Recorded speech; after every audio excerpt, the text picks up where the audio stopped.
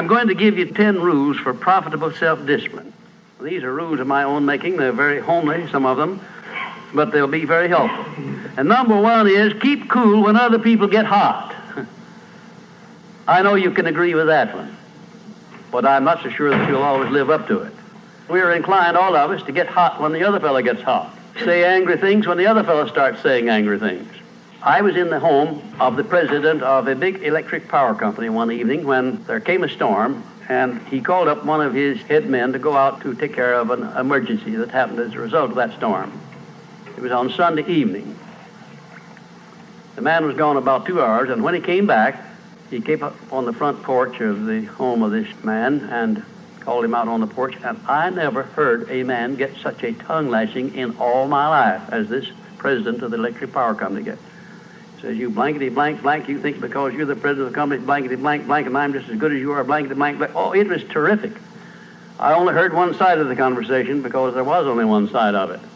One man was doing all the talking, and one man was doing all the listening. And after this had been going on for fully 3 minutes, the other man ran out of wind and had nothing more to say. He was mad, you see, because they'd called him out on this stormy night. I heard the president close the door, and he came back, and he just smiled and said, why, the man was a little bit hot, wasn't he? That's all he said. A little bit hot, wasn't he? I expected any moment to hear fists begin to fly out there. But you see, there was a man who had risen to great heights of achievement financially, and he had done it by self-discipline in every respect. And he didn't propose to allow a workman who had been temporarily unbalanced by his anger to throw him off balance and make him stoop to that level. He just didn't propose to have that done. And you'll notice when you get into an argument with anyone, and you're apt to if you don't watch yourself, that if you'll just remain silent while the other fellow's blowing off his top, he finally gets to the point where he's got no more top to blow off. Then if you want to get in a few words of your own, that's a mighty good place to do it. It's a mighty fine thing if the words that you get in are not the kind of the words you've been hearing. In other words, if you say something back kind in return, it's far better for the other fellow and far better for you. It shows you to be the bigger of the two persons. Now, anybody can get mad and blow his top because of what somebody does or says, and that's happening all the time. But the truly big man, the man who is in charge of himself, he doesn't allow anybody to draw him down to that level of a street brawl or of an argument in harsh words unless he wants to do it. And if he's truly a big man, he doesn't want to do it. Number two, remember there are 3 sides to all arguments. We ordinarily think there are 2 sides to all arguments, but they're not, the 3. There's your side, there's the other fellow's side, and then there's the right side, which is usually about in the middle of the 2 viewpoints. Remember that when you get into an argument with the other fellow. Don't assume that he's always at fault. Maybe you're partly at fault too. Maybe neither one is totally at fault. The chances are, in all of the arguments I've ever heard, both parties were partly to blame in one way or another. I have never yet heard an argument where one party entirely was to blame, although I suspect there are such arguments at times. Number 3, never give directives to a subordinate when you're angry. If the matter is urgent, then cool off quickly. Number 4, treat all people as nearly as possible as if they were rich relatives from whom you expected to be remembered in their will. Now that's a good one. That's a honey. That is a honey. If you just do that, treat all people as if they were rich relatives from whom you expected to inherit something at their death. And you can do that. You know, if you had a rich relative that had $1 million he was going to leave to you, or you suspected he was going to, it wouldn't make very much difference what he said or did. He would never throw you off balance. You'd never talk back to him, would you? Of course you wouldn't. You'd be quite silly if you did. Keeping quiet for $1 million seems to me to be a very easy price to pay. Number 5, look for the seed of an equivalent benefit in every unpleasant circumstance with which you meet, no matter what the unpleasant circumstance is. Make it a point to discipline yourself so that you look for that seed of an equivalent benefit, and you start looking in connection with the circumstance. Don't wait a week or two till you've all worked yourself up about it. Start right in where you stand. It'll lessen the blow. It'll lessen the hurt of the wound, whatever it happens to be, if you start looking for that seed of an equivalent benefit. And number 6, learn the almost forgotten art of asking questions and then listening to the answers instead of getting the other fellow told off.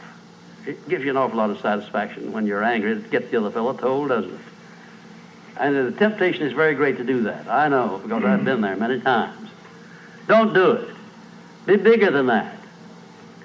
Listen to what the other fellow has to say, and then when somebody makes a statement that you're not sure about, learn to ask this one question. It's one of the most important questions in life. It'll serve more purposes than any other short question that I can think of. When somebody makes a statement that you're not sure about, or that you doubt, or that you question, ask a 4-word question. How do you know? And then wait for an answer and see him squirm. Oftentimes there is no answer. People make wild statements that they can't back up. And instead of getting into an argument and making an incident out of the matter and getting yourself worked up into an argument, let the other fellow stew in his own fat by putting him over the barrel by that question, how do you know?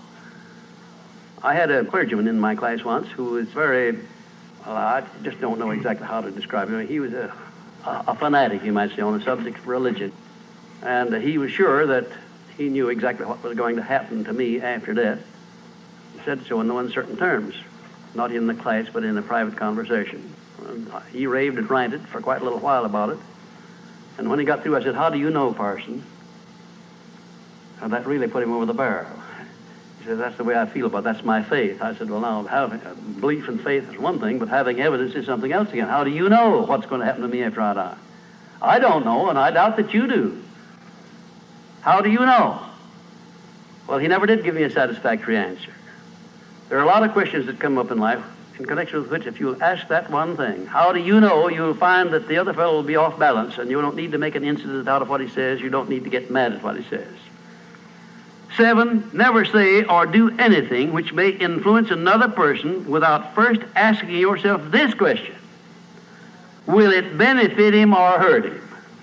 And if it will hurt him, don't do it. Don't say anything or do anything that would hurt another person under any circumstances, no matter how much he may deserve it. Exercise self-discipline. Don't do that, because if you hurt another man, you're going to hurt yourself 10 times as much at least, because that hurt will come back on you. I don't care who you are nor what circumstances you're working under or living under. If you hurt another person, you will be hurt 10 times as much. And if the hurt doesn't come immediately, the rate of interest on that is compound interest on compound interest, and it'll be 100 times as great if you wait long enough. Because everything that you do to or for another person, you do to or for yourself. There is no escape from that. That's just as much a law as the law of gravitation, which everyone understands. You know that if you stepped over the top of this building, no matter what your mind was or what your belief happened to be, if you stepped over the top of this building and violated the law of gravitation, that you'd hit the ground and you'd die in a very few seconds.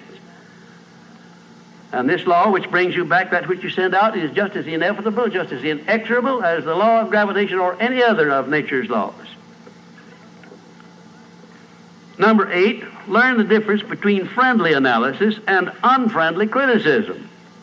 Then decide which you wish to live by in your relations with others. Now, friendly analysis is one thing and is welcomed by most sensible people.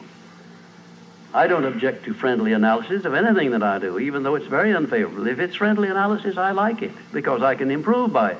But if it's unfriendly criticism, very obviously unfriendly criticism, and not analysis, well, then I resent it. I wouldn't be human if I didn't. How can I tell whether it's friendly analysis or unfriendly criticism? How would you go about telling? There are a lot of ways you can tell. You can tell by your relationship to the person who's making it, whether it's friendly or unfriendly to begin with. If it's an enemy, obviously I discount it right off the bat, because you almost know it's going to be unfriendly criticism. I can tell also by the tone of voice in which he does it, by the manner in which he does it. Because a man who engages in unfriendly criticism generally uses a few epithets along with it that clearly indicates that he's biased. If you have self-discipline, you're not going to be influenced by that kind of a person. And number 9, remember that a good leader in any calling is one who can take orders as cheerfully as he gives them. And number 10, last but not least, remember that tolerance in human relations is just as important as tolerance in the operation of mechanics.